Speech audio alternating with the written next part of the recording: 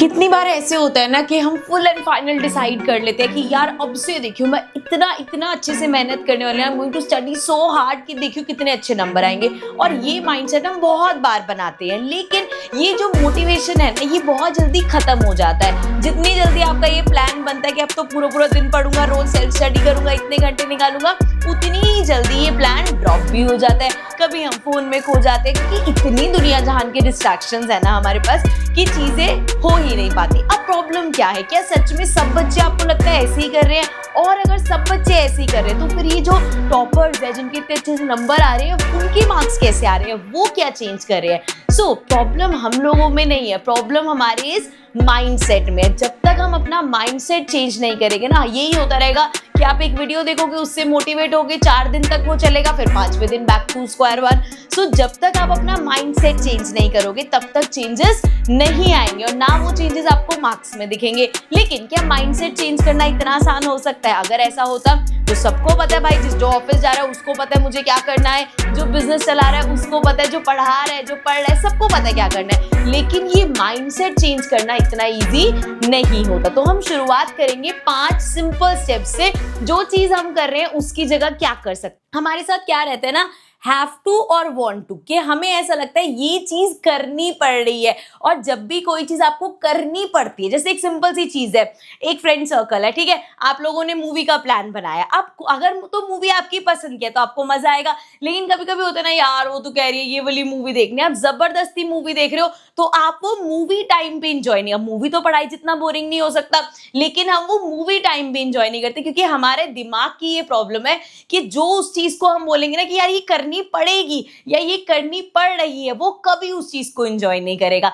लेकिन अगर दिमाग को ट्रेनिंग ऐसी करी, यार मुझे ये मूवी देखनी है, यार मुझे ये करना है, सो हमेशा डिफरेंस नजर आएगा। हमारे साथ प्रॉब्लम क्या है, हम क्या कहते हैं कि मुझे पढ़ना पड़ रहा है क्योंकि मार्क्स नहीं आएंगे। हम कभी भी खुद से ये नहीं कहते कि यार मुझे सीखना है ये चीज। मुझे अब तुम्हें लगेगा मैम हाँ कुछ नहीं सीखना। मुझे एक बात बताओ यार, एक छोटा सा बच्चा, मेरी डॉटर है, शी इज 3 years, और वो क्या करते हैं ना, रोज आएगी, मम्मा मैं आपको अल्फाबेट्स लिख के दिखाऊं, मम्मा मैं आपको नंबर्स लिख के दिखाऊं, कलरिंग करके दिखाऊं। क्यों? क्योंकि अभी उसको कोई फोर्स नहीं कर रहा कि ये करना है, इसका टेस्ट है, ये चीज उसको अंदर से करने का मन कर रहा है। तो जब तक आप ये अपना माइंडसेट चेंज नहीं करोगे ना कि यार मुझे भी पढ़ के देखना है, मैं पढ़ रहा हूं क्योंकि मुझे मेरा फ्यूचर बनाना है। हमें लगता है ना कि यार पढ़ने का मोटिवेशन क्या हो सकता है। आपको भी ये चीज समझ नहीं आ रही कि ये जो पढ़ाई है ना, एवरी स्टेप काउंट होगा जो आपका एक अच्छा फ्यूचर बनाएगा। जब एक रूम में 10 जने बैठे होते हैं और उसमें से 4 जने भी ऐसे हैं जिनको नॉलेज है चीजों की, जिनको अभी हम एक लॉजिक का टॉपिक समझेंगे, वो सब चीजें पता है उसको, वो उन पूरे 10 जनों में वो 4 जने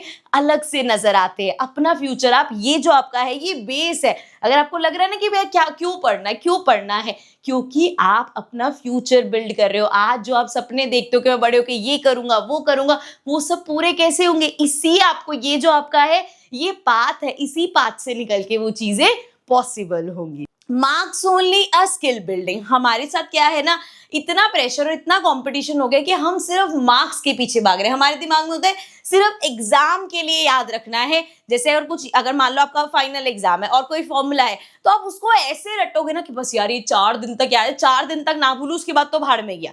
कभी भी हम लॉजिक्स के पीछे जाते ही नहीं है। साइंस का कोई टॉपिक है उसे रटने में लगे, अरे लॉजिक तो समझो। जैसे अभी लाइट चैप्टर जब 10th क्लास में आप लोग आके करोगे ना, तो उसमें बहुत ऐसे नेचर से स्टार्स ट्विंकल करते हुए क्यों नजर आते हैं, या अर्थ के बारे में या एनवायरनमेंट के बारे में, हम उसमें इंटरेस्ट ही नहीं दिखाते। हम सोचते हैं छोड़ना, बस ये रट लो, बस एग्जाम में हाँ आंसर लिख के आ जाओ। जब आप चीजों के लॉजिक के पीछे, even maths can be very interesting. आपको लगता है ना कि टीचर्स को मैथ्स पढ़ाने में क्या मजा आता है, क्योंकि हम उसके लॉजिक्स पे जाते हैं। यार ये कितनी अजीब चीज है।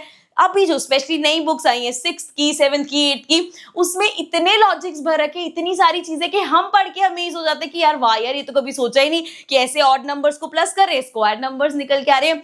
हर चीज के पीछे लॉजिक्स है। जब तक आप उसको इंटरेस्टिंग बनाओगे नहीं, जब तक ऐसे ही करते रहोगे कि बस ये तो मेरे को मार्क्स लाने हैं इसलिए करना है। हमेशा ध्यान रखना बच्चे, मार्क्स आपके 9th के 10th के यही रह जाएंगे। क्या सीख के जा रहे हो वो लाइफ में आगे जाएगा तुम्हारे। इसके बाद है हमारे पास परफेक्शन और कंसिस्टेंसी। अब आपने बहुत बार देखा होगा, आजकल तो इतना चल रहा है, जब भी एग्जाम टाइम होता है, मैराथन्स चलते हैं, तो हम भी उसी चीज में चलते हैं कि भाई साहब आज तो ना मैंने लगातार 5 घंटे बैठ के 4 चैप्टर खत्म कर दिए। ठीक है भाई, आज 5 घंटे पढ़ लिया, अगले दिन क्या, अगले 3 दिन 0, क्योंकि वो उसी में खुशी में है। 5 घंटे पढ़ा था, 5 घंटे पढ़ा था, उसका कोई फायदा ही नहीं है।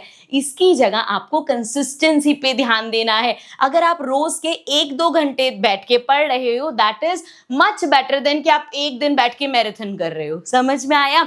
क्योंकि जब आप रेगुलर पढ़ोगे ना तो आपकी हैबिट बिल्ड होगी, और यही हैबिट बिल्डिंग तुम्हें कॉन्फिडेंस देगी। तुम्हें पता होगा कि अगर मैंने आज इतना किया मैं कल भी कर लूंगा। लेकिन ये जो तुम 5-6 घंटे बैठ के पढ़ लेते हो, तुम्हें पता है अगले दिन ये नहीं होगा, 4 दिन में रेस्ट लूंगा, तो उसका कुछ फायदा ही नहीं है। इसीलिए रोज थोड़ा थोड़ा पढ़ना इज मच बेटर देन वो पूरा एक दिन में लग के मैं 4 दिन का निकाल दूंगा, ऐसे नहीं होता। नेक्स्ट हमारी चीज है डिस्ट्रैक्शन विंस या डिसिप्लिन विंस। हमें हमेशा डिसिप्लिन ऐसा वर्ड लगता है क्या, स्ट्रिक्टनेस वाली चीज लगती है कि हाँ स्ट्रिक्टनेस। डिसिप्लिन का मतलब ना स्ट्रिक्टनेस नहीं होता। बचपन से बस ये बोल रहे कि यूनिफॉर्म पहन रहे हैं, ये डिसिप्लिन है, स्कूल में ये डिसिप्लिन होता है, ये मेंटेन करना है, ये मेंटेन करना है। हमेशा हम इसको रिलेट करते हैं स्ट्रिक्टनेस से, बट एक्चुअल में डिसिप्लिन क्या होता है, खुद से एक प्रॉमिस करना। जैसे एज अ टीचर अगर मैं बोल रही हूँ यार मुझे आज ये सेशन रिकॉर्ड करना है, ये सेशन रिकॉर्ड करना है, ये सेशन करना है, तो दिस इज अ प्रॉमिस जो मैं खुद से कर रही हूँ। अब इसमें ये नहीं कि ओ इट इज डिसिप्लिन, मुझे करना है इसीलिए। जब आप इसको एक प्रॉमिस की तरह लेते हो, you have to do this, कि हाँ भैया मेरे को, मैं कर लूंगी यार, मुझे पता है आई कैन डू दैट, क्योंकि अपना शेड्यूल तो मैं ही बना रही हूँ ना, मुझे पता है मैं मेरी कैपेबिलिटीज कितनी है, मैं कितना शूट कर पाऊंगी, उसी हिसाब से वो बनेगा। तो डिसिप्लिन जो होता है दैट इज अ प्रॉमिस। उसको जब हम स्ट्रिक्टनेस की उसमें लेके आते हैं ना कि डिसिप्लिन का मतलब है 4 घंटे पढ़ना ही है, वो डिसिप्लिन नहीं है। खुद से कुछ प्रॉमिस करना कि मुझे ये चीज करनी है, ये चीज करनी है, दैट इज डिसिप्लिन। अपने प्रॉमिसेस खुद पूरे करना, वो हमारा डिसिप्लिन होता है। और डिस्ट्रैक्शन, अब देखो हमेशा सबसे बड़ी डिस्ट्रैक्शन जब भी बात होती है ना, फोन याद आता है कि भैया यार मेरा फोन में रील्स चलाने बैठता हूँ, वो लग जाता हूँ, गेम खेलने बैठता हूँ, उसमें लग जाता हूँ। तो आपको ना बैठ के ये एनालाइज करना पड़ेगा कि तुम फोन को कंट्रोल कर रहे हो या फोन तुम्हें तुम्हारा कंट्रोल कर रहा है। बहुत लोगों को ये आइडिया ही नहीं है कि तुम्हारा फोन तुम्हें कंट्रोल कर रहा है। तुम्हारा माइंड इतना ज्यादा हो गया, तुम उस फोन के बिना रह ही नहीं पा रहे। और जब भी कोई ऐसी तुम्हें लगे कि एक चीज, इसको एडिक्शन बोलते कि हम ये चीज छोड़ ही नहीं पा रहे, तो उससे दूर होना स्टार्ट कर दो, अदरवाइज वो तुम्हें बर्बाद कर देगा। अब ये सारे पॉइंट्स आपको क्लियर हो गए होंगे। एक छोटा सा एंड में पॉइंट ले लेते हैं, जो ये फेलियर देख के रुक जाते हैं। क्लास में गंदे मार्क्स आए, एक टेस्ट के लिए मेहनत करी थी फिर भी गंदे मार्क्स आए, यार मुझसे होगा ही नहीं, मेरे बस का ही नहीं है, ये सोचना। या मैं तो हर बार बोलती हूँ क्लास टेस्ट में, मिड टर्म्स में, हाफ ईयरली एग्जाम्स में, जितने भी एग्जाम्स होते हैं उसमें जितनी गलतियां करोगे उतना अच्छा है, उतना आप अपने आप को प्रिपेयर कर रहे हो फाइनल एग्जाम के लिए। अगर यहाँ गलतियां नहीं करोगे, सीधा जाके फाइनल एग्जाम में करोगे, एंड उसका तो फिर कुछ बैकअप है ही नहीं तुम्हारे पास। इसीलिए जितनी गलतियां हो ये सोचो, अरे यार शिट, ये क्वेश्चन तो मुझे आता था, ये गलत कैसे हो गया।